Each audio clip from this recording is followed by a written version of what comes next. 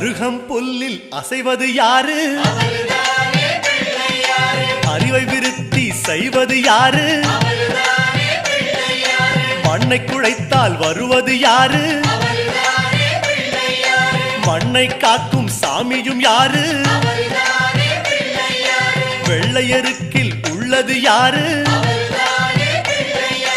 வெற்றி கொடுக்கும் நாயகன் யாரு? முன்னே வந்த சாமியும் யாரு? அவரும் வாழ்வது எங்கே கூறு?